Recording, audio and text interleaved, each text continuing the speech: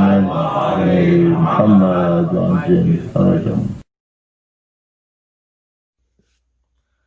بسم الله الرحمن الرحيم.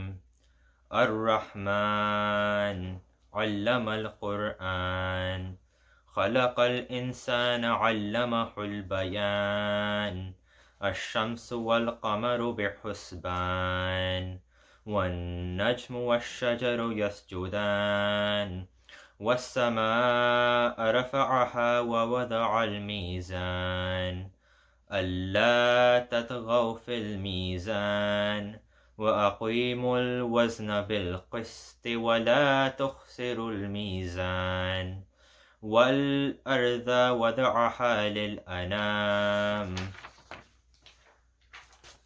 فيها فاكهة والنخل ذات الأكمام والحب ذو العصف والريحان فبأي آلاء ربكما تكذبان خلق الإنسان من صلصال كالفخار وخلق الجان من مارج من نار فبأي آلاء ربكما تكذبان رب المشرقين ورب المغربين فبأي آلاء ربكما تكذبان مرج البحرين يلتقيان بينهما برزخ لا يبغيان فبأي آلاء ربكما تكذبان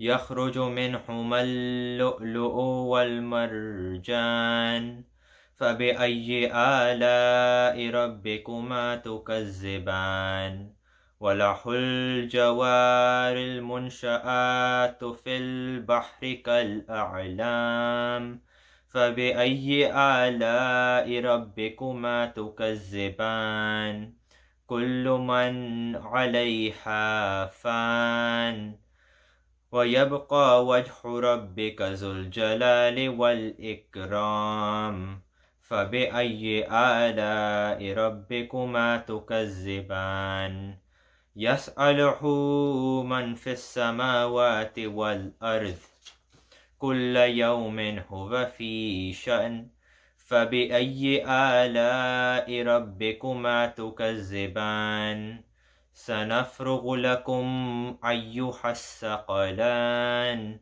فبأي آلاء ربكما تكذبان يا معشر الجن والإنس إن استطعتم أن تنفذوا من أقطار السماوات والأرض فانفذوا لا تنفذون إلا بسلطان فبأي آلاء ربكما تكذبان يرسل عليكما شواظ من نار ونخاس فلا تنتصران فبأي آلاء ربكما تكذبان فإذا انشقت السماء فكانت وردة كالدحان فبأي آلاء ربكما تكذبان فيومئذ لا يسأل عن ذنبه إنس ولا جان فبأي آلاء ربكما تكذبان يعرف المجرمون بسيماهم فيؤخذ بالنواسي والأقدام فبأي آلاء ربكما تكذبان هذه جهنم التي يكذب بها المجرمون يطوفون بينها وبين حميم آن فبأي آلاء ربكما تكذبان ولمن خاف مقام ربه جنتان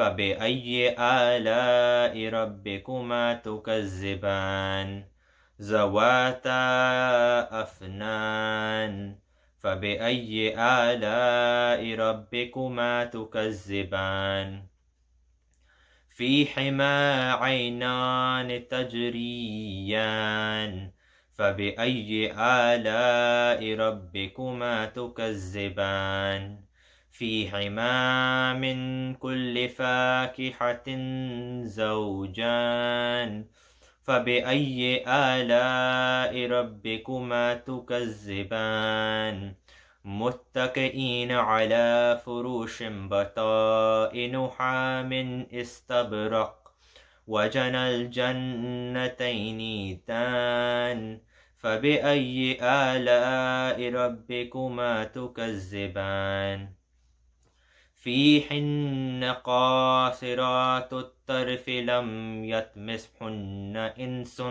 قبلهم ولا جان فبأي آلاء ربكما تكذبان كأنهن الياقوت والمرجان فبأي آلاء ربكما تكذبان هل جزاء الإحسان إلا الإحسان فبأي آلاء ربكما تكذبان ومن دونهما جنتان فبأي آلاء ربكما تكذبان مدحمتان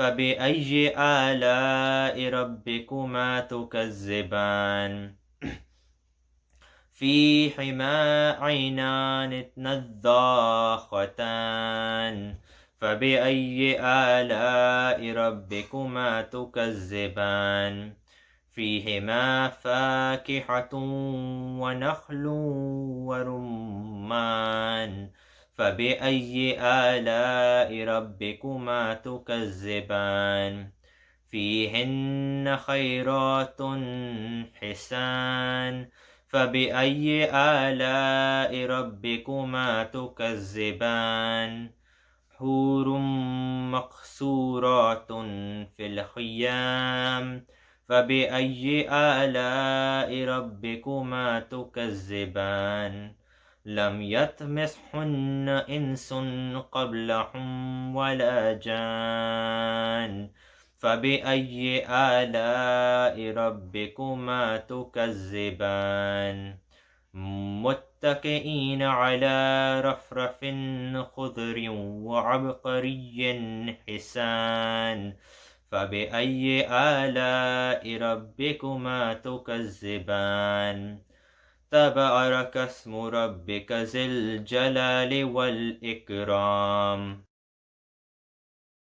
اللهم صل على محمد وعلى محمد وعجل. أعوذ بالله من الشيطان الرجيم. بسم الله الرحمن الرحيم. عن جابر بن عبد الله الأنصاري عن فاطمة الزهراء بنت رسول الله صلى الله عليه وآله قال سمعت فاطمة أنها قالت دخل علي أبي رسول الله في بعض الأيام فقال السلام عليك يا فاطمة فقلت عليك السلام.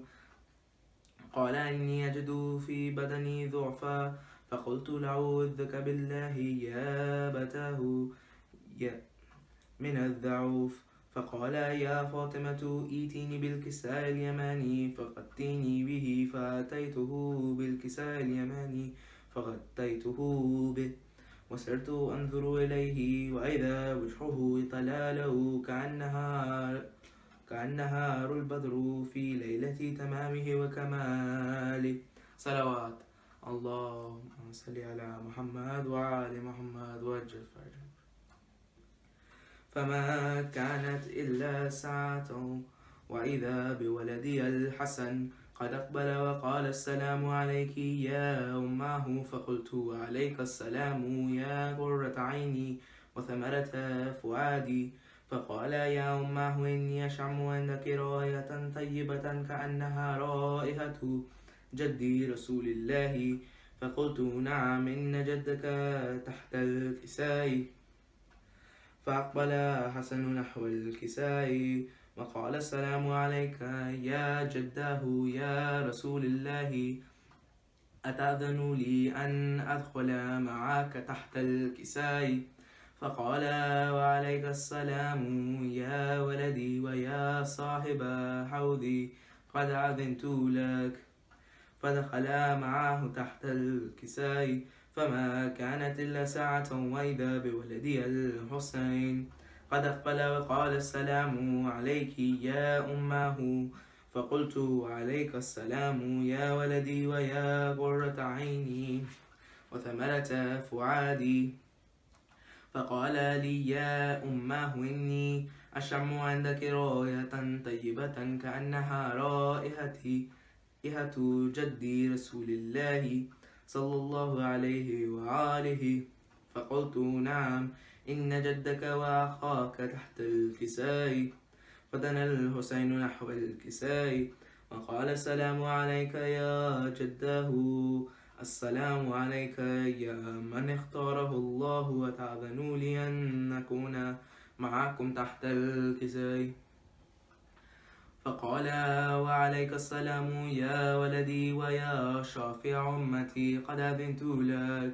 فدخلا معهما تحت الكساء. فأقبل عند ذلك أبو الحسن علي بن أبي طالب وقال السلام عليك يا بنت رسول الله. فقلت عليك السلام يا أبو الحسن ويا أمير المؤمنين. فقال يا فاطمة إني أشم عندك رائحة طيبة كأنها رائحة أخي وابن عم رسول الله. فقلت نعم ها هو مع ولديك تحت الكساء. فأقبل علي نحو الكساء وقال السلام عليك يا رسول الله، أتأذن لي أن نكون معكم تحت الكساء؟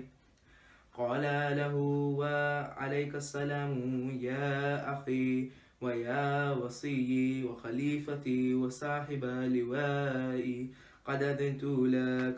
فدخل علي تحت الكساء ثم أتيت نحو الكساء وقلت السلام عليك يا أبتاه يا رسول الله، أتأذن لي أن أكون معكم تحت الكساء؟ قال وعليك السلام يا بنتي ويا بضعتي، قد أذنت لك. فدخلت تحت الكساء فلما اكتملنا جميعا تحت الكساء أخذ أبي رسول الله بدر في الكساء وأومأ بيده اليمنى إلى السماء وقال اللهم إن هؤلاء أهل بيتي وخاصتي وحامتي، لحمهم لحمي ودمهم دمي، يعلمني ما يعلمهم ويحزنني ما يحزنهم. أنا هرب لمن هاربهم وسلم لمن صالمهم وعدو لمن عاداهم ومحب لمن أحبهم. إنهم مني وأنا منهم، فيعل صلواتك وبركاتك ورحمتك وغفرانك ورضوانك علي وعليهم، وأذهب عنهم الرجس ويطهرهم تطهيرا. صلوات اللهم صل على محمد وآل محمد وأجل فرجهم.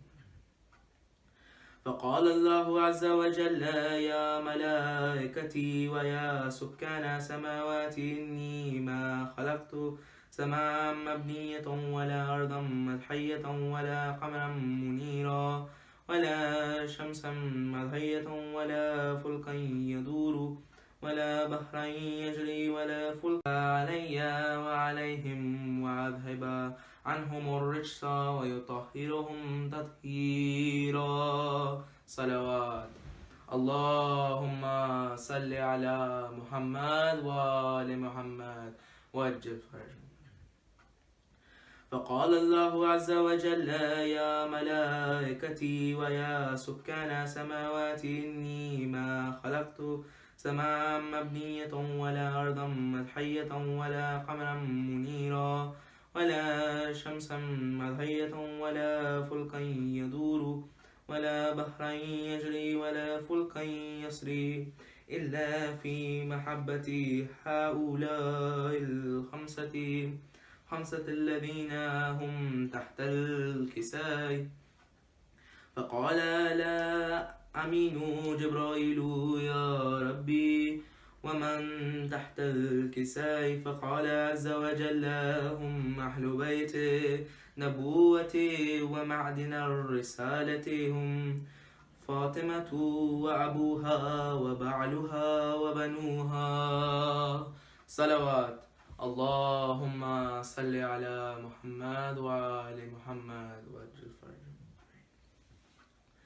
فقال جبرائيل: يا ربي أتأذن لي أن أهبط إلى الأرض ليكون معهم سادسا؟ فقال الله: نعم قد أذنت لك. فهبط الأمين جبرائيل فقال: السلام عليك يا رسول الله العلي الأعلى، يقرئك السلام ويخصك بالطاهرة والإكرام ويقول لك: وعزتي وجلالي إني ما خلقت سماء مبنية ولا أرضا مدحية ولا قمرا منيرا ولا شمسا مدحية ولا فلكا يدور ولا بحرا يجري ولا فلكا يسري إلا لأخلكم ومحبتكم، وقد أذن لي أن أدخل معكم، هل تأذن لي يا رسول الله؟ فقال: يا رسول الله وعليك السلام يا أمين وحي الله إنه نعم قد أذنت لك. فدخل جبرائيل معنا تحت الكساء فقال لأبي: إن الله قد أوحى إليكم يقول: إنما يريد الله ليذهب عنكم الرجس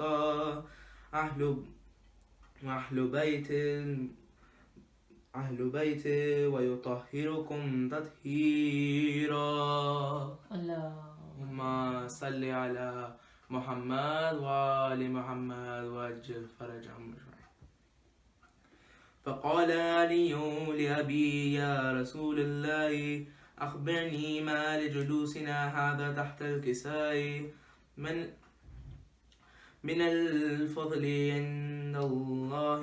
فقال النبي: والذي بعثني بالحق نبيا واصطفاني بالرسالة نجيا، ذكر خبرنا هذا في محفل من محافل أهل الأرض وفيه جمع من شيعتنا ومحبينا إلا نزلت عليهم الرحمة وحفت بهم الملائكة واستغفرت لهم إلى أن يتفرق. فقال علي: إذا والله فزنا وفازوا شيعتنا ورب الكعبة. صلوات. اللهم صل على محمد وآل محمد وعجل فرجهم.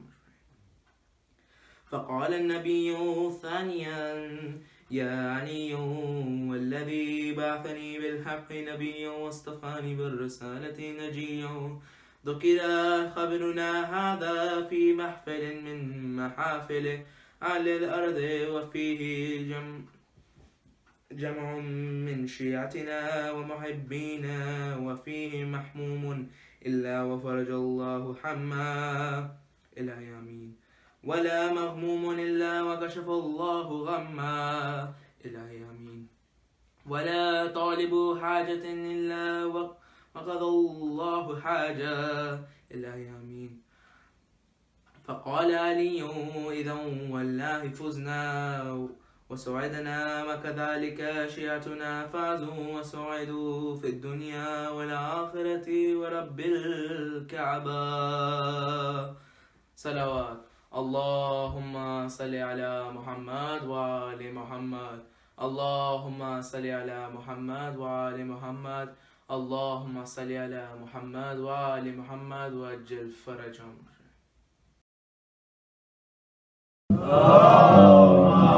صل على محمد محمد وعجل فرجهم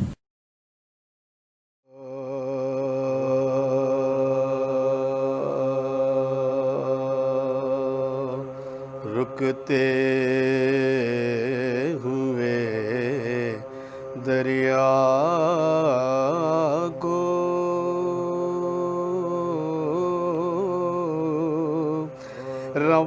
روانی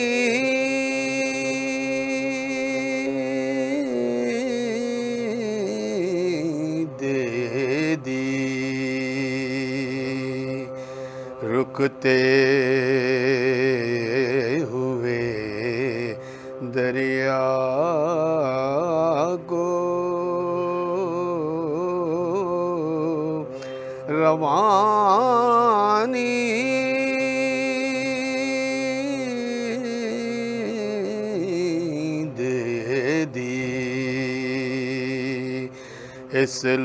اسلام کو اکبر کی جوانی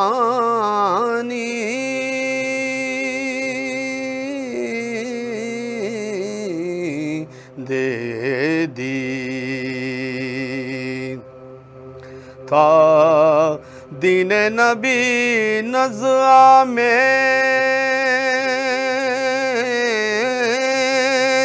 تو نے شبیر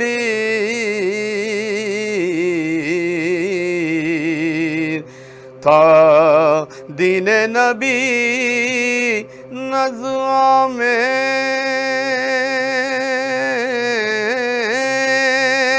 تو نے شبیر جان دے کے حیات جاودانی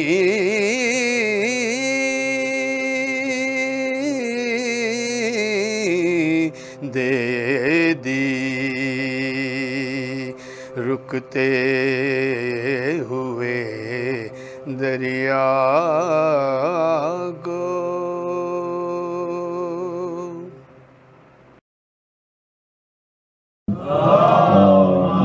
صل على محمد محمد وعجل فرجهم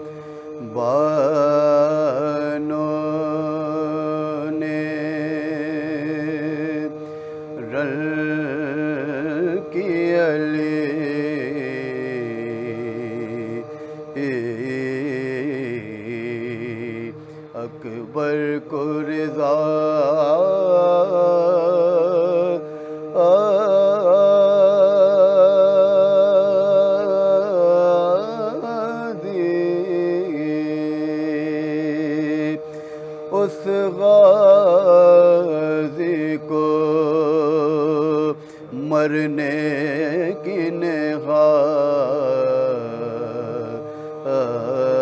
نہایت ہوئی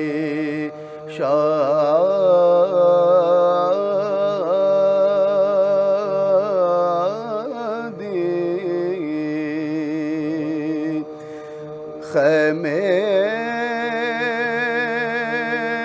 سے نکل باپ کو جینے کی دعا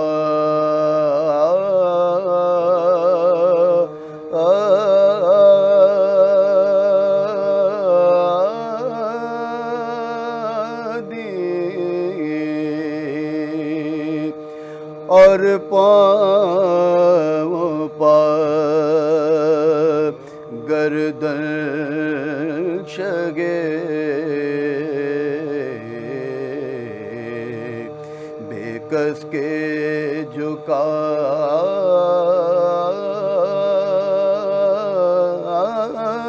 دی شیخ بول کے غم سمجھے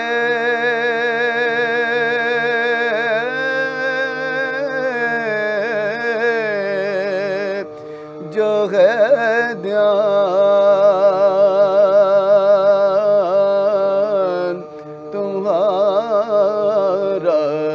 شیخ بولے کہ غم سمجھے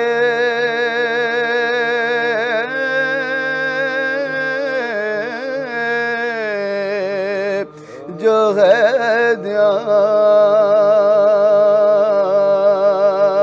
دھیان تمہارا پیارے میرے اللہ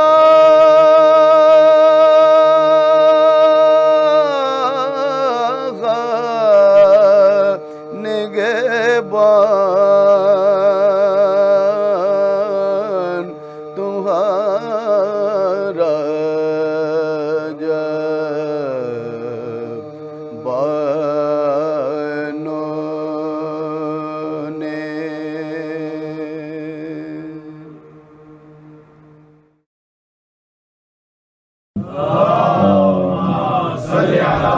محمد محمد آجم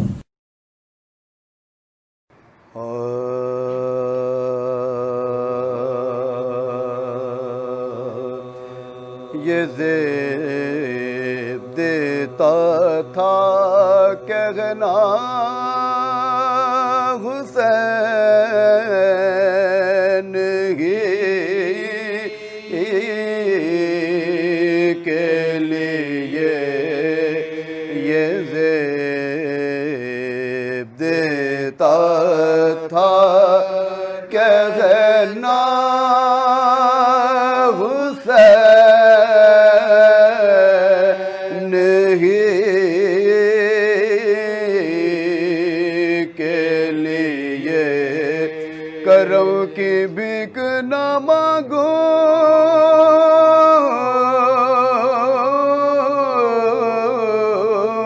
گا زندگی کے لیے یہ زیب دیتا تھا کہنا خدا نے ڈوبتے سورج کو کر دیا واپس خدا نے ڈوبتے سورج کو کر دیا واپس نظام دگر بدلنا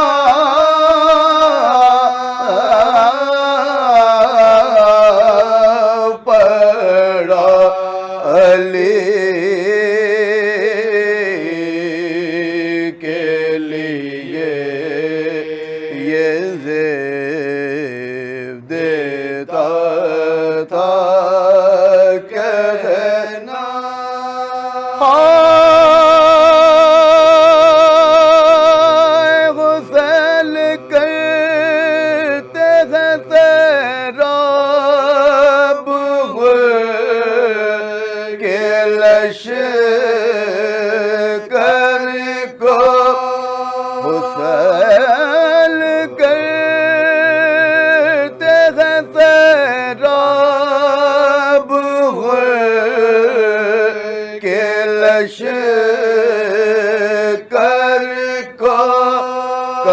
جا چاہیے دشمن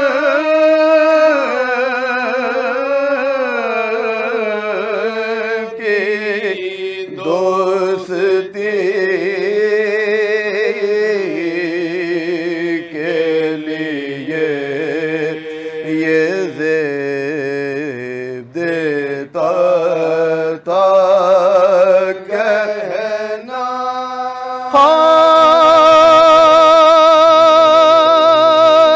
جوال بیٹے کی میت اٹھا رہے حسین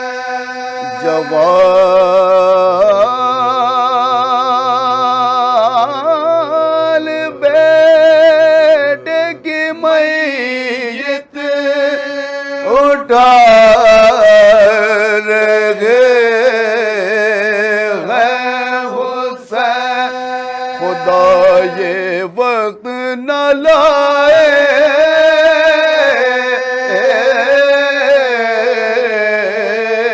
کبھی کسی کے لیے خدا یہ وقت نہ لائے کبھی کسی کے لیے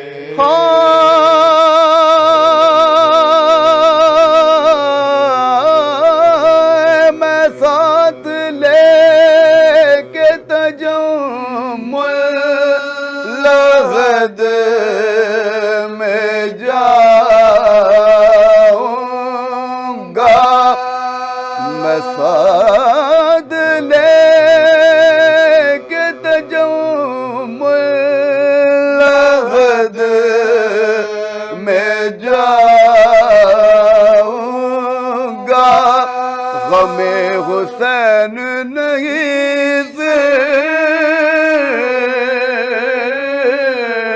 صرف جیتے جی کے لیے یہ زیب دیتا تھا کہنا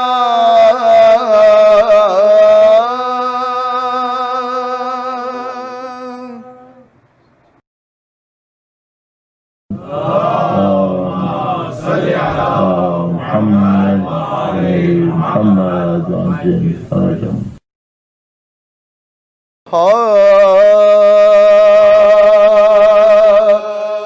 لا شک بر کی جو مقتل سے اٹھا لائے حسین نوجوان کو صف اول سے اٹھا لائے حسین چال کو شام کے بادل سے اٹھا لائے حسین جبلب کو جنگل سے اٹھا لائے حسین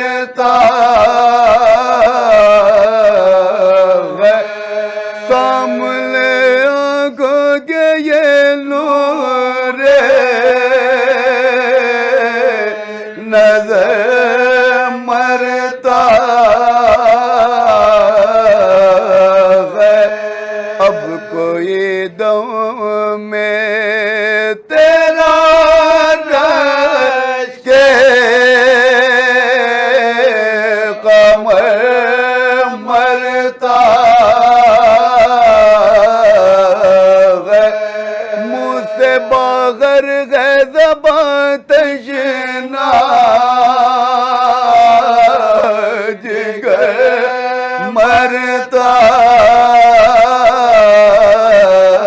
ہے دم غزل میں رکا زخموں سے خون جاری ہے ہائے بانو تیرا گھر لٹنے کی تیاری ہے پہنچ خیمے میں جو حضرت کی یہ پر درد صدا مضطرب ہو گئی نام سے رسول دو سرا کا چلا کے سکینہ نے کہ گئے بھیا فضا دوڑی زبیدر پہ کے سر پر سے ردا پیٹتی زینب مزتر نکل آئی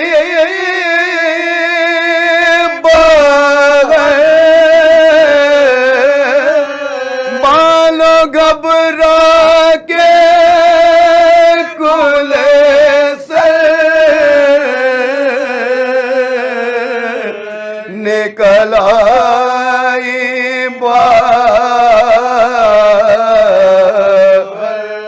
شاخ کے کاندھے پدے کا علی اکبر کو نے ڈال ہاتھ پھیلا کے یہ چلائی کہ غے میرے لال کیا غضب ہو گیا اے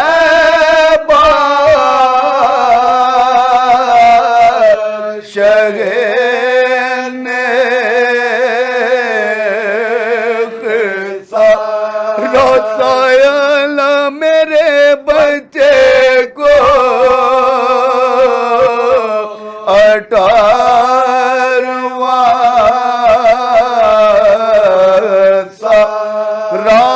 راسایا میرے بچے کو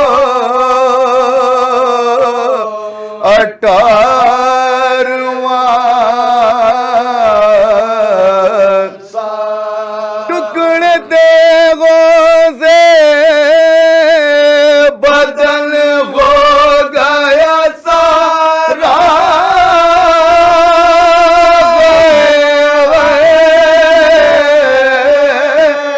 کون دا جس نے میرے شیر کو مارا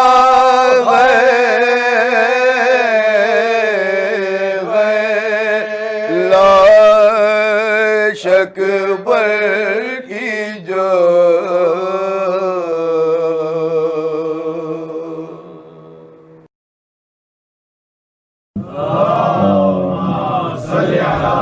محمد محمد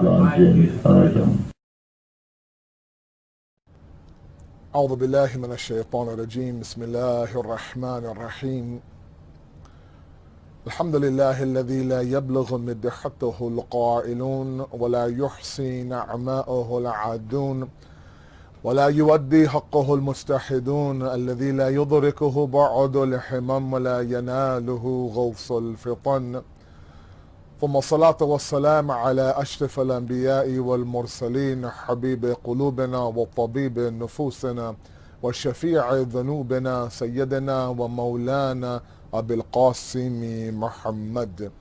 اللهم صل على محمد وآل محمد وعجل فرجهم وعلى بيته الطيبين الطاهرين المعصومين المظلومين لا سيما بقية الله في الأرضين صاحب العصر والزمان خليفة الرحمن إمام الإنس والجان ولعن الله أعداهم أجمعين إلى يوم الدين.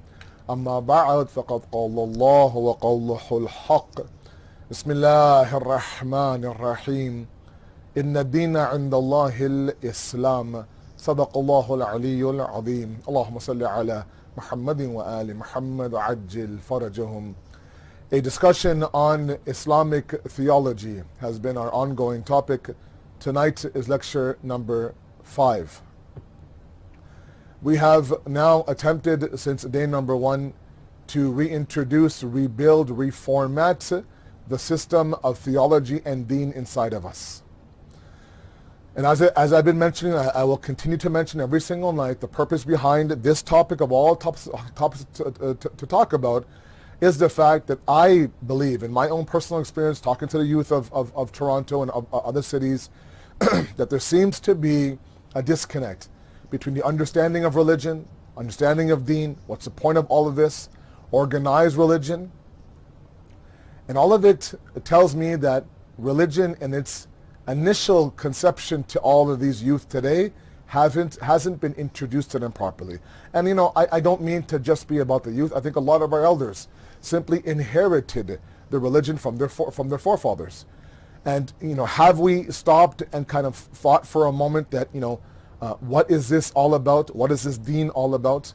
And what logical basis do I believe in this deen, etc., etc.? I don't know. I don't know if we've done all that. My assumption is that it's always good to refresh, it's always good to reinstall, it's always good to update our software when it comes to theology. So we have now taken the approach, I've taken the approach of ground zero, from scratch now. So if you remember my very first discussion after Istiqbal in Muharram, after that Janrat and that very first talk that was just about this Muharram, we actually got into the content, we looked at Deen, the chain of thought. From the chain of thought discussion, we moved on to worldview.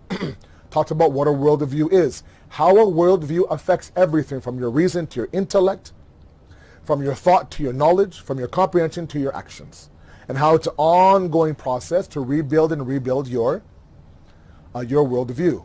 From there, we spoke a little bit last night now about the concept and the idea of, okay, fine, Deen is now at our door. The salesman for the Deen is at our door selling us the product called Deen. Let's invite them inside, have a seat. What is it that salesperson can use to sell the Deen to us? Why do I need religion? Syed Asad. Why do I need religion? I'm a good person. Allah has given me, right? He's given me absolute truths. فَالْحَمَحَا فُجُورَهَا وَتَقْوَاهَا. Allah says, I've divinely inspired you between knowing what's right and what's wrong. Why do I need to stop and think for a moment, okay, this deen and this religion and that religion and this worship and that worship? I'm a good person, haven't wronged my parents, I'm good to my family, I make an honest living, I haven't wronged anybody, And so last night's discussion was crucial. Do we let him in and say, okay, let's hear you out? So if we led him into the front door, the salesperson of the deen, what are the 3 main pitches he has as a salesperson to say, look, this is what the deen offers, if you remember. So 3 of them from yesterday, let's not forget our discussions. Number 1 was the idea of the fitrat, right? We have an innate disposition, this innate need to worship something. Deen comes along and says, you want to worship something? Don't worship the sun, the star, the moon, fire, water yourselves. Worship Allah subhanahu wa ta'ala. Okay. Number 2, all the greatest people in history, all of them invited their respective nations towards religion. If somebody of that caliber, of that taqwa, of that piety, of that honesty is saying that this is a good path for you to tread, then maybe we should hear him out. Number 3, mizan, ihtimal mizan. Remember, Air Jordans, Jimmy Choo shoes, courtside seats, Hajj, and then eternity. Is it worth investigating. And hopefully, inshallah, otherwise you wouldn't be here tonight with me, hopefully, inshallah, all of you now have said that yes, it's worth investigating. Now the question that I want to answer tonight is, fine, if we want to go ahead and investigate the Deen, how do we do it? What are the tools that we use now to begin this discussion on religion? Remember, I mentioned in my very first discussion that this Ashra will be heavy on logical and intellectual principles. Okay, I want all of us, including myself, to enter the Deen through the gate of intellect, not the gate of inheritance. I want us to understand the Deen through reason, not through biology or through genetics or the fact that my father was a Muslim and so I'm a Muslim. No. I want to destroy that building and rebuild it up using the pillars of aql and reason and logic and wisdom. Okay. Otherwise, our worship, our salat, a kid comes to me and says, why should I pray namaz? What's the point of praying salat? That's a person who does not understand the basis of the Deen, let alone God. If they understood the base of the Deen and the base of God, they would run towards the musalla and not question, why is salat made so wajib on me? Okay? So this now leads us to a discussion on epistemology. Epistemology is a big word. And those of my uni students out there who maybe have taken a philosophy course or sociology course, you may have come across this term. It literally means the how in knowledge, not the what in knowledge. Excuse me. What I mean by that is that what are the various tools that one uses to know certain things? So while one dimension of knowledge is what I know, another dimension of knowledge is how do I know what I know? Okay? And that how is referred to as epistemology. Inside the world of Islamic theology, inside this book that I keep referencing as Theological Instructions of Agha Misbah Yazdi, he talks about epistemology in a very beautiful way and breaks down the 4 main theories of knowledge that I'm going to break down for all of you tonight. So hopefully, I'm hoping you guys are sitting there with a pen and paper and some notebook, or at least on your phone you're taking notes. Okay? In the world of epistemology, there are 4 main theories. Of these 4, we have to select the right one when it comes to Deen. And also at the same time critique the other ones, why those other 3 are at this moment right now not the best theory of knowledge to use to accomplish what we are trying to accomplish. Okay?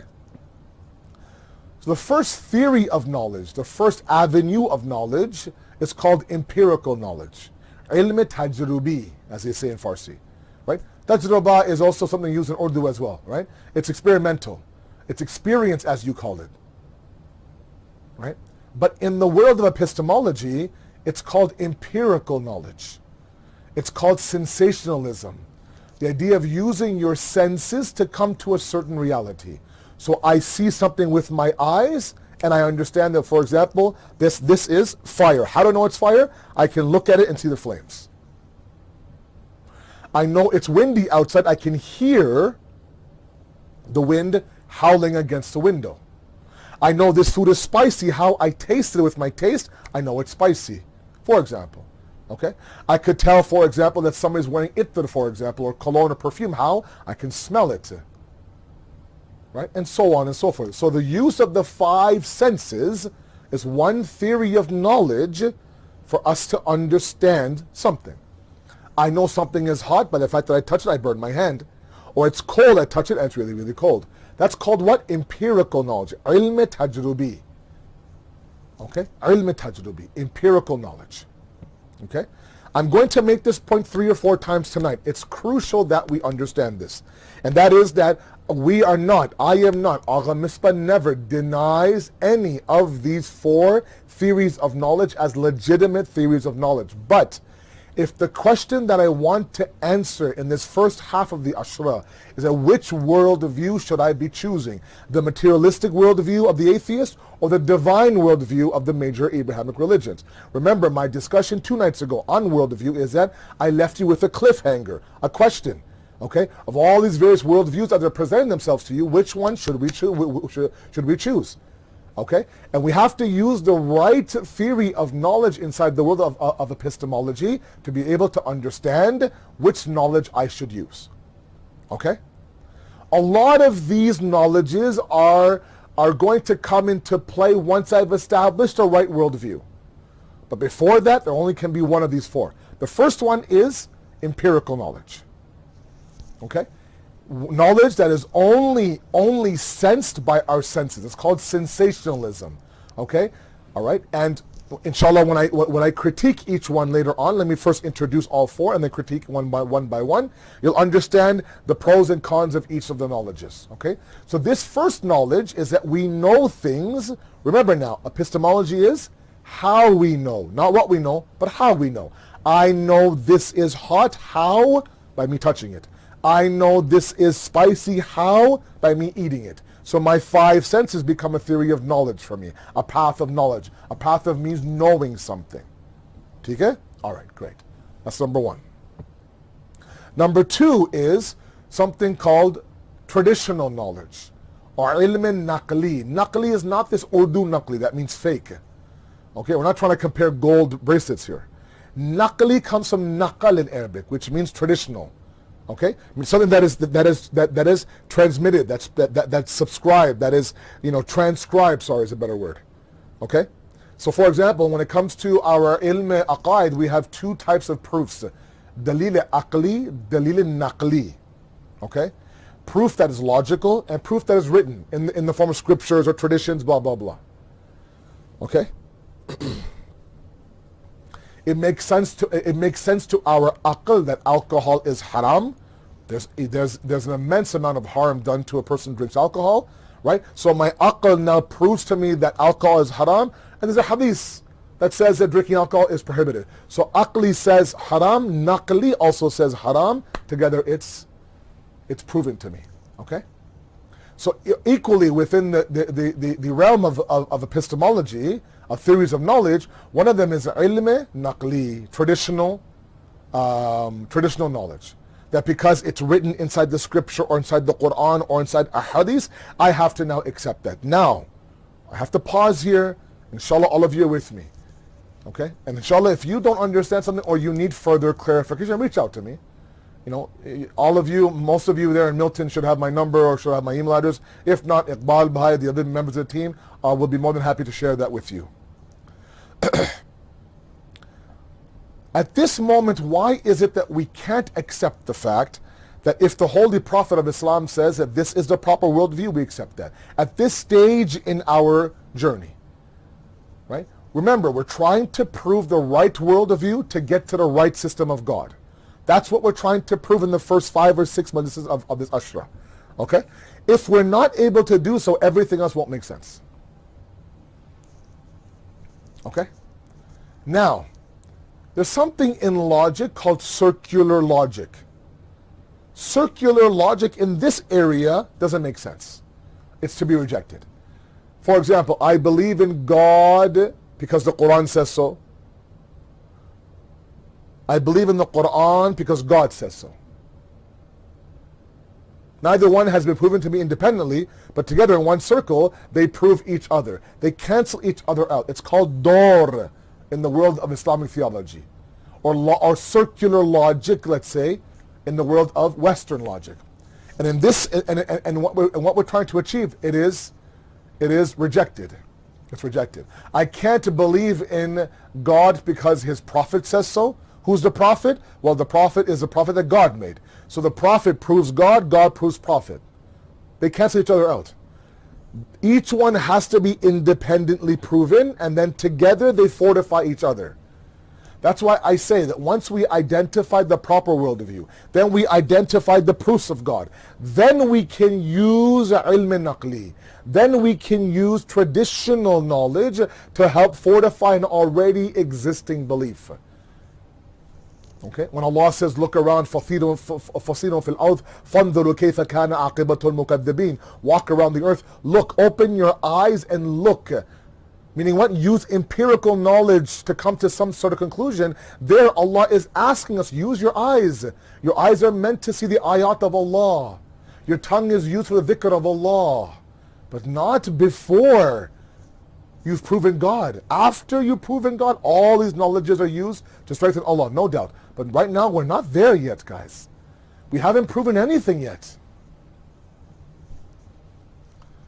Okay? So, theory number 2 is ilm naqli. Okay? Number 3, mystical knowledge. The first one is empirical. Second one is traditional. Third one is mystical. Ilm shahudi. These are individuals that believe in something because they witness it with their own eyes, or they dream about something. And so that dream becomes hujjat and proof for them. Okay? You ever try to, explain to somebody a dream you saw? You're bound to do what? You're bound to miss some details. You're bound to, you're bound to not completely explain all the details that may be critical inside the dream. Okay? But nonetheless, this is one theory of knowledge that Agha Misbah talks about in his book. The fourth one is ilm aqli, intellectual knowledge, or knowledge of reason, wisdom, reason, intellect. Okay? These are the four that I want to explore today, inshallah, tonight. Okay? And I think some of them are obvious to all of you, but some of them not so much. We want to boil down to one of these 4 to be the only theory of knowledge to be used right now in what we're trying to achieve. Okay? So in my critique, first of all, of empirical, not my critique, Agha Misbah's critique of empirical knowledge, is the fact that sensationalism cannot be trusted. Okay? The margin of error is too high. Remember, going all the way back to 2 nights ago, the world of view is such an important and delicate topic that it affects my reason and my intellect. How I act and what I know, how I comprehend and how I think. All of that is affected by how I view this world. Okay? How I view this world, right, depends on what theory of knowledge I use. Right? So the margin of error in the theory of knowledge has to be relatively low. I don't want to make a mistake in misidentifying or identifying the incorrect worldview. I don't want that to happen. Okay? Sensationalism, empirical knowledge of the senses, of the 5 senses, the margin of error is too high. Think about, for example, when somebody sits in a hot whirlpool. Okay? Let's say you go on vacation, you have a private, a private pool, let's say, where you're going, inshallah. Hot jacuzzi, hot bubbles, you get in the jacuzzi, it's burning hot, and then you jump into the pool right away. That pool will feel very, very cold, although it's at a very warm temperature. Because your body is used to what? Your body is used to the heat, and now it's hit with lukewarm. That lukewarm feels cold. The body thinks it's cold. The water's not cold at all. A person who jumps into the pool first before the actual whirlpool sit there and say, this is beautiful water, room temperature. Meanwhile, you're shivering because you just came from a hot whirlpool. Okay? The eyes oftentimes mistake things for other things. I remember years ago when Saudi announced the moon of Eid al-Fitr, many years ago. And we're like, oh my God, how is it possible that they saw the moon? And turns out the next day or 2 days later, inside their own newspaper, the headline was that Saudi incorrectly declares Eid. What they believed to be the moon was actually the planet Saturn. They actually believed it to be Saturn. They believed it to be the moon when actually it was Saturn. Okay? And there are so many examples like that. Okay? Spicy food for one person is mild for another. Tasteless food for one is, for example, high on salt on another. These senses can't be trusted. They can't be trusted in this delicate process of identifying a proper deen. Okay? That's why when you look at the very first sifat of the muttaqin inside the Quran, الَّذِينَ يُؤْمِنُونَ بِالْغَيْبِ, the ones who believe in the unseen, removing empirical knowledge from the equation at all, because Allah knows that if you want to get to a correct worldview, you can't do it by using the 5 senses. Yes, the 5 senses later on in my journey play an important role. when I hear, for example, the dua of the Ahlul Bayt, or I'm watching the sun set and I say, Subhanallah.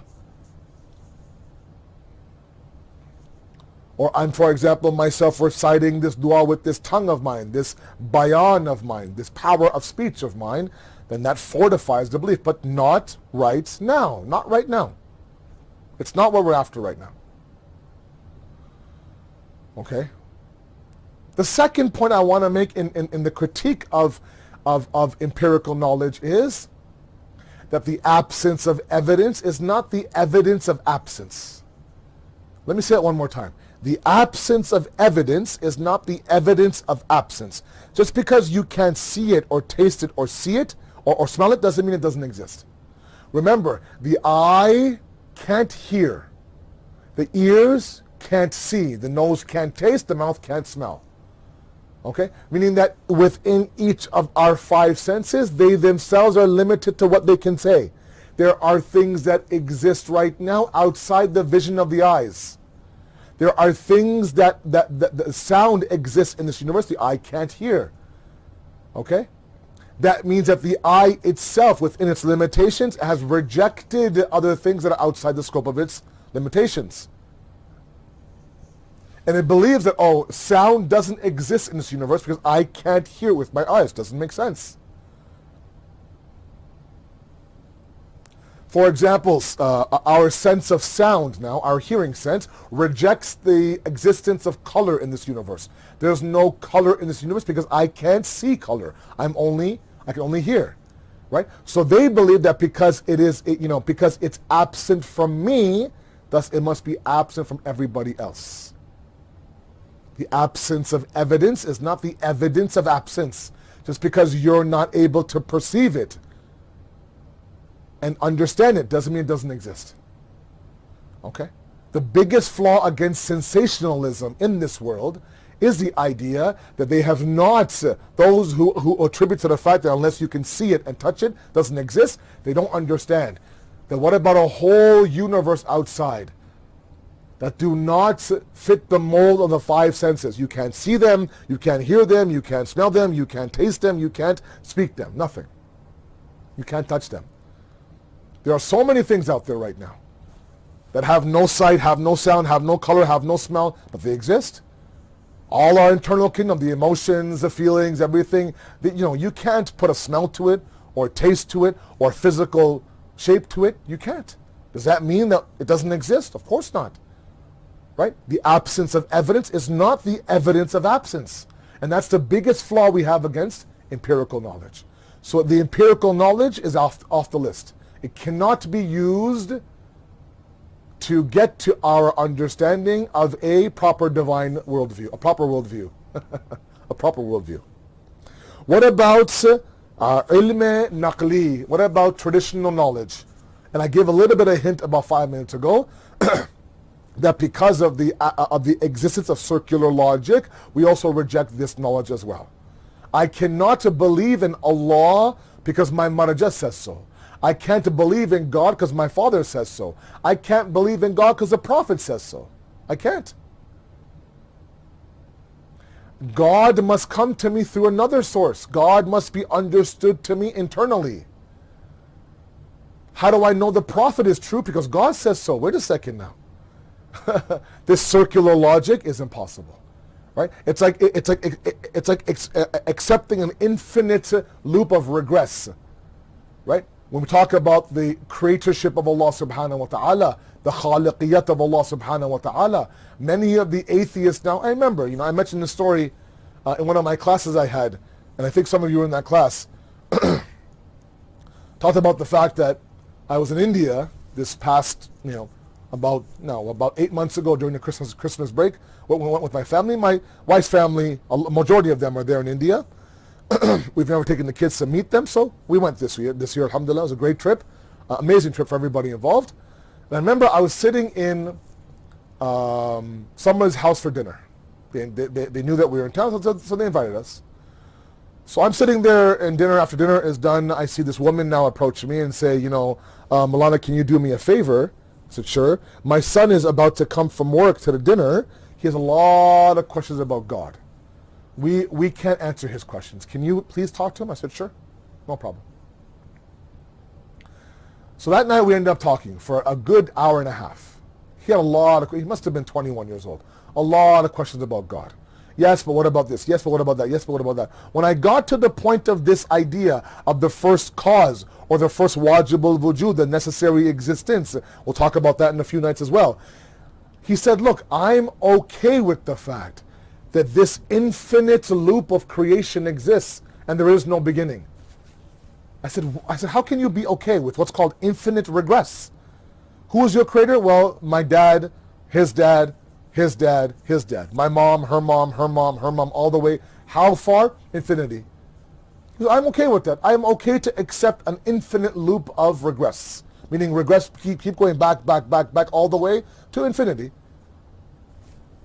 We reject that. The aql, any common individual with half a working intellect will reject that. So it does not answer the question of what is the first creation of this universe. Or the first instance of this universe is a better word. Not creation, but instance. Anyways, so ilm naqli is also rejected. It's circular logic. And if you've read anything about logic, dawr or circular logic is rejected in this phase.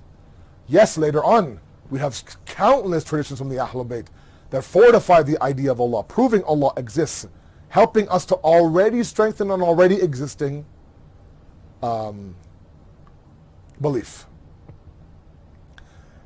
Ilm shahudi is number 3, mystical knowledge.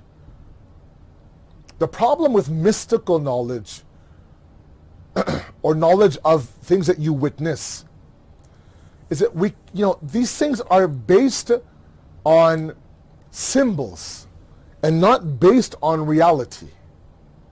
Okay? So what I mean by that is that, these are not findings that are conceptual. Okay? You can't conceptualize a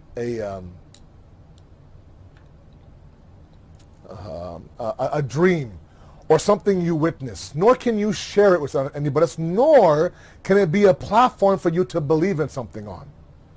It could be that. And again, a very simple example I gave before was that, you wake up, you have a very vivid dream. Some even claim to see the Imam in their dreams.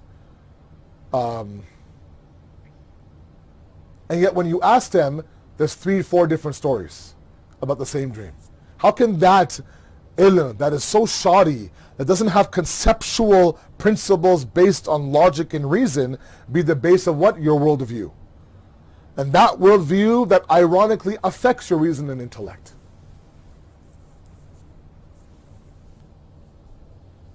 Doesn't make sense. So number 3 is out the window, which leaves number 4, ilm aqli, reason logic. I mentioned a few traditions in the very first majlis. The importance of aql, the importance of reason.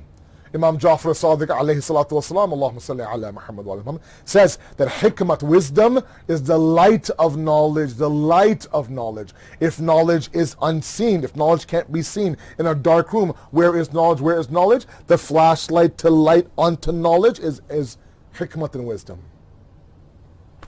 He says it's the mizan, it's the tarazu, it's the scale of taqwa. What is wisdom? Wisdom comes from the aql and reason. It's the fruits of truth, right? You can tell a very healthy tree by the fruits that it bears. You take off the fruit is sweet. This tree is a beautiful tree. Also, your sense, my sense of haqq and truthfulness is only strengthened by my wisdom. If that truth equals you to be more of a wise individual, then that truth is strong and healthy. It's those types of concepts that we need to understand a proper worldview. And thus, the conclusion is that of these 4 different theories of knowledge, ilm tajrubi, ilm naqli, ilm shahudi, it's the ilm aqli that has to be used to be able now to further along the process. Okay, so empirical knowledge, traditional knowledge, mystical knowledge is all rejected. For now, it is the intellectual knowledge that we're going to accept. Remember, let's link all these speeches together. Last night we talked about the fact, salesman at my door, ding dong, hello, hi sir, I'm selling religion. Come on in. Let's see what you have to say. The whole family sitting there. He's having a cup of tea. He begins his pitch. The 3 points I talked about in the beginning of tonight's lecture. Now we say, you know what? Sold. It sounds good to me. Where do I start? How do I get going? Now we have to understand that it has to travel through the intellect, through the logic, through the reason, and through wisdom. It can't be anywhere else. Not at this stage, at least.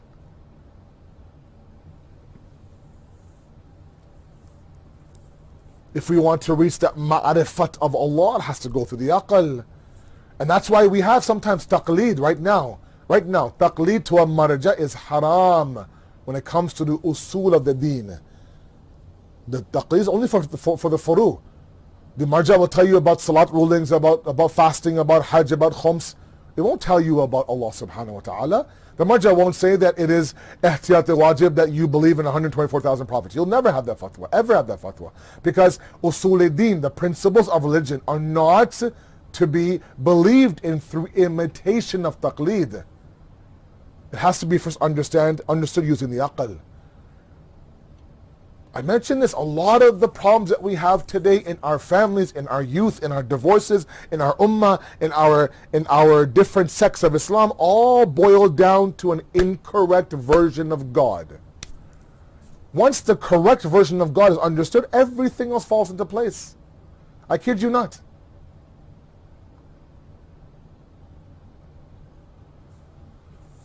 I mean, think about an individual who believes that they'll see God in the Day of Judgment. There are people like that. Yadullah in the Quran means the hands of God, the physical hands of God, na'udhu billah. The kursi of Allah, the throne of Allah. They actually picture God on a chair, na'udhu billah, on the Day of Judgment. Of course, your worship now will reflect that incorrect view of God. That means it's void of the intellect. You've inherited some warped version from your forefathers and never bothered to question it. That's why the Ahlul Bayt say that one of the first steps in achieving yaqeen and certainty is to be skeptical.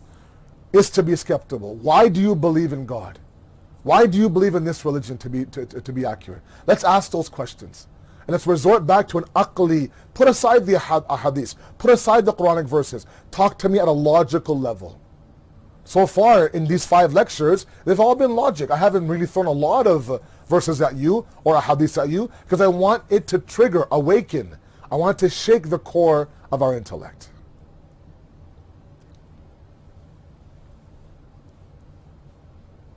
And so in this discussion on epistemology, as a khulasa, and then we move towards masa'ib, is the idea and the fact that of all the various theories of knowledge, and again, I'm going to say this a 3rd time now, I'm not rejecting the validity of any of those other ones. Empirical knowledge has its own importance. In the world of chemistry and biology, empirical knowledge is the number 1 knowledge to be used. You see the effects, let's say, of your experiment. But not at this stage of what we're trying to achieve in this ashra. Right? Traditional knowledge, that ilm al-naqli, is extremely important, but not right now. Even shahudi, sometimes the things that we witness are important, but not right now.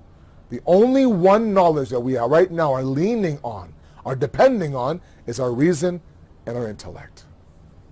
Now, why is that important? Because tomorrow night, I now rely heavily as we begin to take off in our flight. Now we're getting somewhere. We will answer the question tomorrow night, whether it's a divine worldview or it is an atheist worldview, and why, based on logic and based on reasonable principles. Once we establish the correct worldview, then we can work on proving the various principles of that specific worldview. Otherwise, before that, it just becomes an inherited religion. It becomes something that is biological. I happen to be born in a Shia family, so I'm Shia. Doesn't cut it. It's too fragile of a deen. And right now, with all of this money being spent in trying to dismantle our youth's religion, it becomes very easy to do so if the strength of that faith is not there. And that's why when you stop and you think about the sacrifice of Imam Hussain,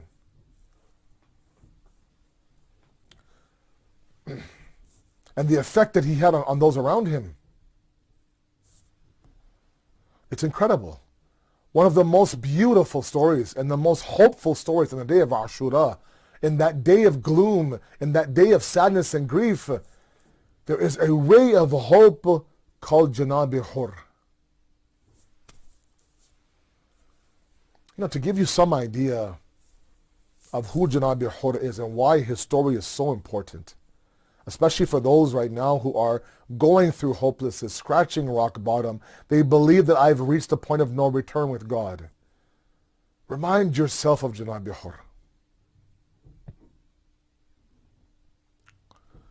This was a man, and hear me out, this was a man, all those meetings of Umar bin Sa'ad and Hurmala and Shimr, all those meetings before the day of Ashura where they sat there and they actually began to talk about the oppression and how to like moving the tents from the Furat onto where Imam Hussain ended up. You know that initially when he arrived in Muharram, Imam Hussain pitched up the tents right by the banks of Furat, meaning there was water right in front of him. Umar bin Sa'ad's army came and moved Imam Hussein's tents further away from Furat. The man who executed that command from Umar bin Sa'ad was Hurr. The man who redirected Imam Hussain from his journey to Kufa towards Karbala was Hurr. The man who angered Imam Hussain to say the words that may your mother grieve on your body was Hurr. The first person to put tears in the eyes of Bibi Zainab was Hurr. When Hurr redirected them towards Karbala, when Bibi Zainab heard that she was being redirected towards this northern area, she knew Karbala was close. And she's been hearing about Karbala since she was a child. She began to weep, knowing full well the fateful day of Ashura was soon.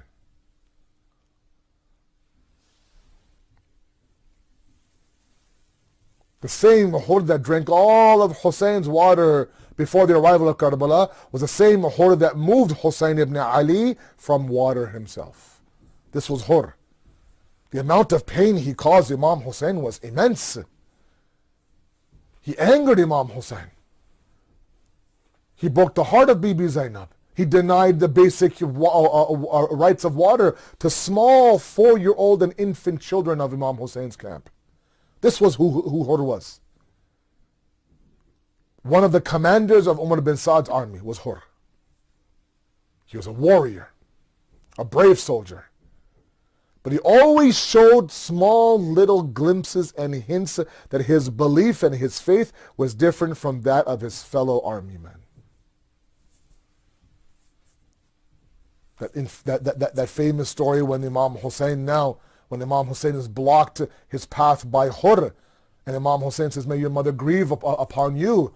Hurr's response is a small glimpse of the fact that he had somewhat of a softened heart, that, oh Hussain, had your mother been anybody else but Fatimah Zahra, I would reply to that response of yours.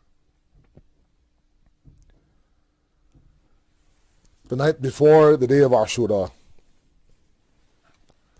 Imam Hussain summons Umar bin Sa'ad. Umar bin Sa'ad, you come, you don't bring Hurmala, you don't bring Shimr, I won't bring Abbas, I won't bring Ali Akbar. Me and you in one tent. They knew each other. There's a childhood there. These are not strangers to one another. Many people now say in history, Imam Hussain had this meeting with Umar bin Sa'ad to save his own life. Na'udhu billah. You don't know Imam Hussain. Imam Hussain had that meeting with Umar bin Sa'ad to save Umar bin Sa'ad's life. He reminded Umar bin Sa'ad, tomorrow is the day of Ashura, tomorrow is the 10th of Muharram. If you plan to do what you plan to do, there are consequences. Think about what your actions are. You can leave right now, I'll leave right now, let's leave this alone. Let me get to Kufa and talk to the people there. Can you imagine having a one-on-one conversation the night before on the day of Ashura? All night my belief is that the words of Imam Hussain would be bouncing in the heads of Umar bin Sa'ad. Tossing and turning at night, am I doing the right thing? Second guessing himself, should I walk away? This is Hussain ibn Ali. It's not like he didn't know the maqam and the level and the righteousness and distinction of Imam Hussain. Everyone knew. Everyone saw the Prophet put him on his lap, kiss his neck, kiss his forehead. Hussainu minni wa ana min Hussain. Everyone knew. He was the beloved of Rasulullah. And Umar bin Saad knew as well. All night he slept. And then he woke up in the morning, the 10th of Muharram, and Hurr approaches Umar bin Saad. Umar bin Saad, what's the plan? He says, we attack Hussain today. The way that history now writes, and this is, this is what I believe that I have kind of, some have said, that as much as he was the commander of the army of Umar bin Saad, Janab Hurr believed, he refused to believe completely that an actual battle was going to happen. Some sort of treaty, some sort of agreement, some sort of a conclusion might happen without anyone's blood being shed. So I don't think he truly understood that this is the day of Ashura and how Imam Hussain is about to be killed, and his companions and his family. So when he asked Umar bin Saad, you're going to kill the grandson of the Holy Prophet? He says, I have to. I have to. Yazid sent me here for a mission. He promised me that whoever strikes the first blow will get the highest inam, highest reward from me. That's why we have a history. When he shot the first arrow, Umar bin Saad, please take notice. I was the first one to instigate the war against Hussain. Go back and tell Yazid, I want that reward.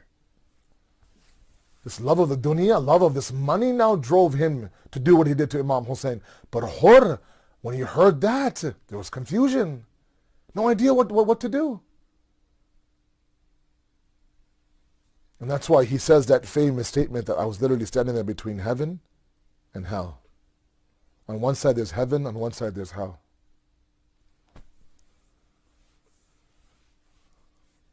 And he decides at that moment, an entire night of Umar bin Saad had to think about the words of Hussain, and he came to the wrong conclusion. Within minutes of having a conversation with Umar bin Saad, Hurr realized he was on the wrong side of history. Some say he grabs his son, tells his son, tie my hands, blindfold me, and take me to Hussain. The books say that as they were approaching the camps of Imam Hussain, Abu al-Fazl says, Imam Hussain sends Abu Fazl, Abbas, go see who it is. Abbas comes to us and says, Agha, it's Hurr. He's tied up with his son. Let's see what he wants. They say that Hurr stopped his horse a little bit away from the camps, got off his camp, and like a servant about to enter the presence of his master, walks in front of Imam Hussain, blindfolded, his hands tied.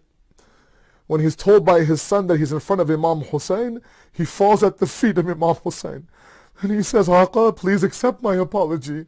Imam Hussain picks him up, and within seconds, he embraces Hurr, he kisses him, he says that you are forgiven. Imagine how much pain Hurr caused Imam Hussain within seconds. My Mawla and your Mawla forgave Hurr. He embraced Hurr. They cried. He cried. It was an emotional moment. At that moment now, Hurr says to Imam Hussain, Mawla, I want to sacrifice my life for you. Me and my son are here to sacrifice your life for you. He says that no. He says, when you were my enemy, I gave you all my water. But now that you've become my brother, I don't have a drop of water to give to you.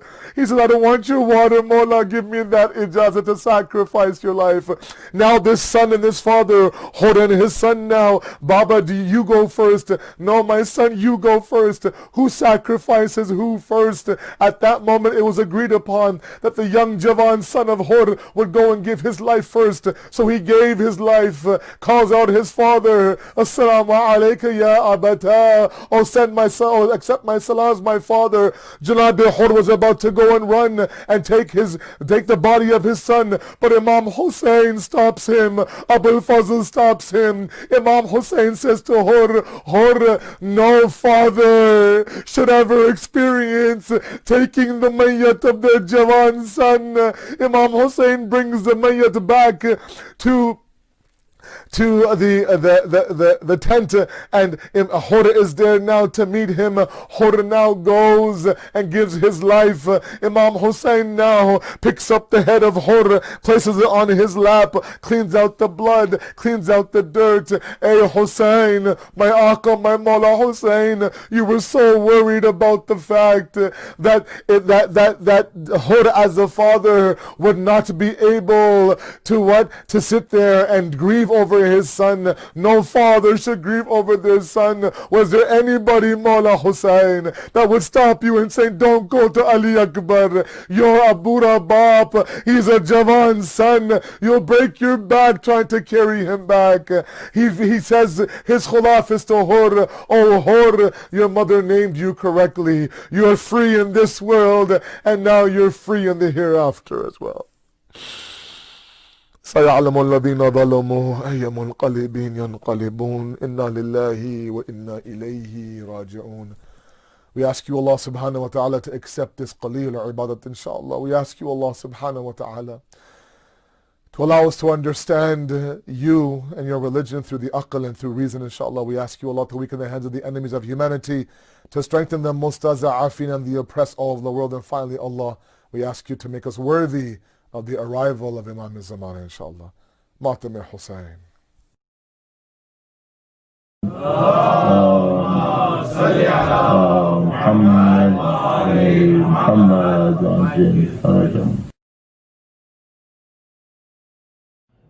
Hussain, Ya Hussain, Ya Hussain, Ya Hussain, and Ya Hussain, Ya Hussain. Yathrib के वाली करबल में आए, Yathrib के वाली करबल में आए, दरिया किनारे खैमे लगाए। यसरब के वाली करबल में आए, दरिया किनारे खैमे लगाए, खैमे लगाए, खैमे लगाए। यसरब के वाली करबल में आए, दरिया किनारे खैमे लगाए। ओ मंजरा जब है करबल के बन का, प्यासा घराना है पंजे तन का। मंजरा जब है करबल के बन का, प्यासा घराना है पंजे तन का।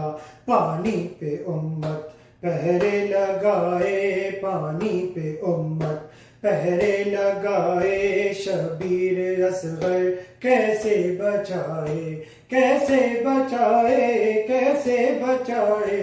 यसरब के वाली करबल में आए, दरिया किनारे खैमे लगाए। ओ कासिम का लाशा गठरी में आया, नेज़ा जिगर में अकबर ने खाया। कासिम का लाशा गठरी में आया, नेज़ा जिगर में अकबर ने खाया। मशकीज़ा लेकर अब्बास आए, मशकीज़ा लेकर अब्बास आए। शेरे वफा ने बाजू कटाए, बाजू कटाए, बाजू कटाए। यसरब के वाली करबल में आए, दरिया किनारे खैमे लगाए। दश्तो बला से ये कौन गुजरे, इब्ने मज़ाहिर और जोन गुजरे। दश्तो बला से ये कौन गुजरे, इब्ने मज़ाहिर और जोन गुजरे। दीने खुदा के सब काम आए, दीने खुदा के सब काम आए। रोते हैं जिनको अपने पर आए, अपने पर आए, अपने पर आए। यसरब के वाली करबल में आए, दरिया किनारे खैमे लगाए। بابا کو ڈھونڈے والی سکینہ فریاد سن لو شاہ مدینہ بابا کو ڈھونڈے والی سکینہ فریاد سن لو شاہ مدینہ قاتل تماچے اس کو لگائے قاتل تماچے اس کو لگائے غازی کو للہ کوئی بتائے کوئی بتائے کوئی بتائے یثرب کے والی کربل میں آئے دریا کنارے خیمے لگائے لوٹی ردائے ظالم مسلمہ آئی ہے بن میں شام غریبہ لوٹی ردائے ظالم مسلمہ آئی ہے بن میں شام غریباں بالوں سے زینب منہ کو چھپائے بالوں سے زینب منہ کو چھپائے شہزاد کیوں نہ آنسو بہائے آنسو بہائے آنسو بہائے یثرب کے والی کربل میں آئے یثرب کے والی کربل میں آئے دریا کنارے خیمے لگائے خیمے لگائے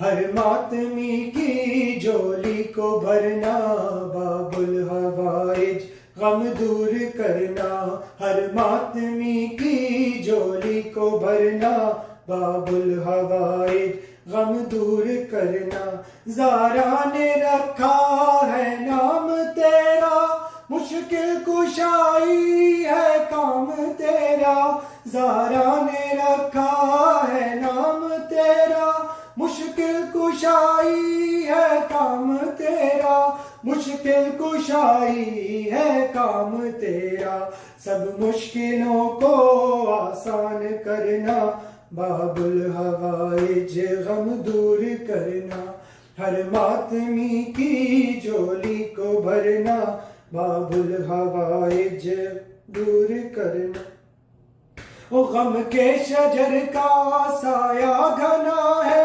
بھائی کا دشمن بھائی بنا ہے غم کے شجر کا سایہ گھنا ہے بھائی کا دشمن بھائی بنا ہے بھائی کا دشمن بھائی بنا ہے مشکل ہے جینا آسان مرنا باب الحوائج غم دور کرنا ہر ماتمی کی جولی کو بھرنا باب الحوائج غم دور کرنا نہ ٹوٹ پائے اپنا ارادہ ہم ہیں اکیلے مجھ دشمن زیادہ نہ ٹوٹ پائے اپنا ارادہ ہم ہیں اکیلے دشمن زیادہ ہم ہیں اکیلے دشمن زیادہ للہ مولا امداد کرنا باب الحوائج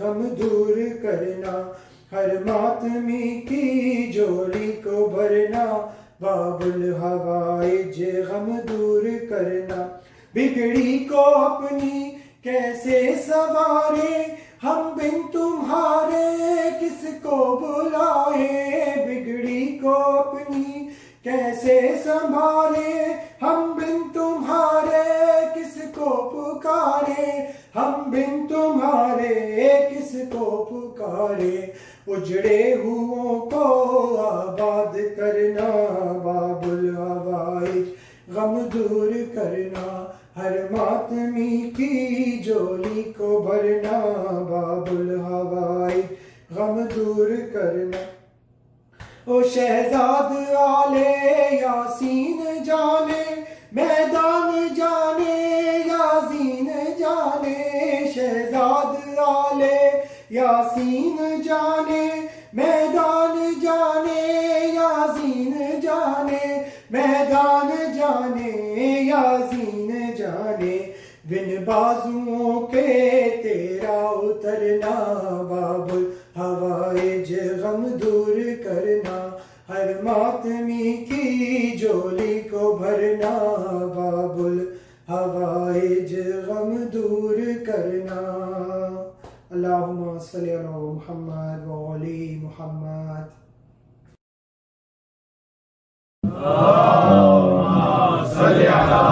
محمد محمد وعجل فرجهم. یا حسین یا حسین ہے اصغر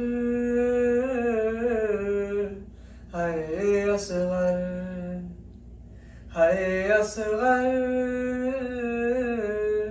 ہے اصغر ہے اصغر ہے اصغر. اصغر کو لے کے گود میں کہتی ہے کربلا، یہ وہ علی ہے جس کو کبھی گھر نہیں ملا. ہے یہ وہ علی ہے جس کو کبھی گھر نہیں ملا. ہے یہ وہ علی ہے جس کو کبھی گھر نہیں ملا. ماں سوچتی تھی ڈھلتا ہے دن ہو رہی ہے شام، جھولے میں لوٹ آئے گا شاید وہ تشنہ کام. لیکن غضب خدا کے وہ جھولا بھی جل گیا. یہ وہ علی ہے جس کو کبھی گھر نہیں ملا. ہے یہ وہ علی ہے جس کو کبھی گھر نہیں ملا. 6 ماہ کے غریب مسافر کو سونپ کے کہنے لگے حسین یہ خبر صغیر سے، رکھنا ذرا خیال میرے تشنہ کام کا. یہ وہ علی ہے جس کو کبھی گھر نہیں ملا. ہے یہ وہ علی ہے جس کو کبھی گھر نہیں ملا. مادر یہ بین کرتی تھی دل میں ہے یہ کسک، سغرا تمہاری گود سے آغوش قبر تک. اصغر کو موت نے کہیں رکنے نہیں دیا. یہ وہ علی ہے جس کو کبھی گھر نہیں ملا. ہے یہ وہ علی ہے جس کو کبھی گھر نہیں ملا. ننھی سے سر کو یاس سے بس تکتے رہتے تھے، پھر خون رو کے سید سجاد کہتے تھے. میں وہ علی ہوں جس کا برا گھر جل گیا. یہ وہ علی ہے جس کو کبھی گھر نہیں ملا. ہے یہ وہ علی ہے جس کو کبھی گھر نہیں ملا. ڈر ہے کہ پھر سے کوئی سنا پر اٹھا نہ لے، لپٹا ہوا ہے اب بھی وہ سینے سے باپ کے. رو رو کے کہہ رہی ہے تکلم یہ کربلا. یہ وہ علی ہے جس کو کبھی گھر نہیں ملا. ہے یہ وہ علی ہے جس کو کبھی گھر نہیں ملا. یا حسین یا حسین.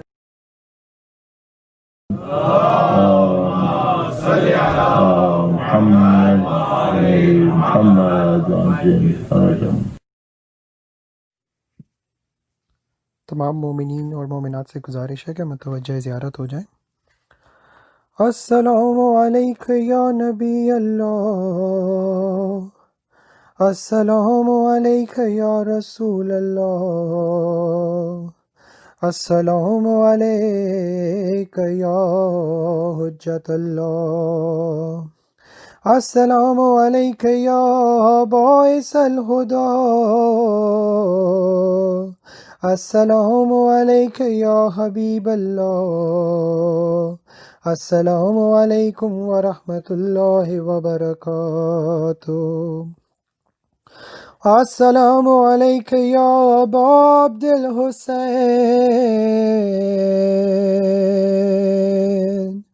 السلام علیک یا ابن رسول اللہ، السلام علیک یا ابن امیر المومنین و ابن سید الوسین، السلام علیک یا ابن فاطمۃ الزہراء سیدۃ نساء العالمین، السلام علیک یا مولایا وعلی انصارک المستشہدین معک جمیعا ورحمۃ اللہ وبرکاتہ، السلام علیک یا غریب الغرباء، السلام علیک یا معین الضعفاء والفقراء، السلام علیک یا مغیث الشیعۃ والزوار فی یوم الجزاء، السلام علیک یا انیس النفوس، السلام علیک ایہا المدفون بارض طوس، السلام علیک وعلی آبائک السبع وابنائک الاربع ورحمۃ اللہ وبرکاتہ، السلام علیک یا صاحب العصر والزمان، الامان الامان الامان، السلام علیک یا خلیفۃ الرحمن، السلام علیک یا امام الانس والجان، السلام علیک یا شریک القرآن، السلام علیک یا قوم الکفر والطغیان، السلام علیک یا دافع الظلم والعدوان، عجل اللہ تعالی فرجک وسہل اللہ مخرجک وجعلنا من انصارک ورحمۃ اللہ وبرکاتہ۔ سب مل کر دعا امام زمانہ پڑھتے ہیں۔ اعوذ باللہ من الشیطان الرجیم، بسم اللہ الرحمن الرحیم، اللہم قول ولیک حجت ابن الحسن صلواتک علیہ وعلی آبائہ فی ہذہ الساعۃ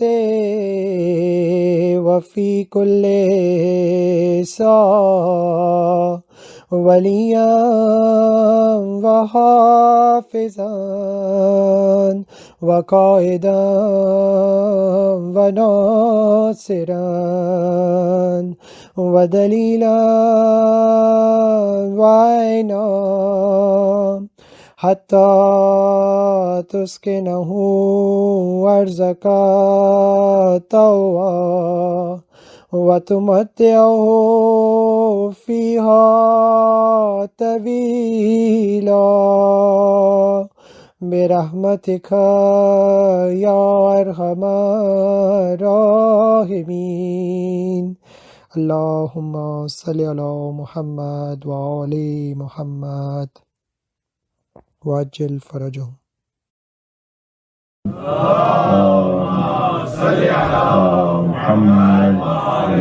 محمد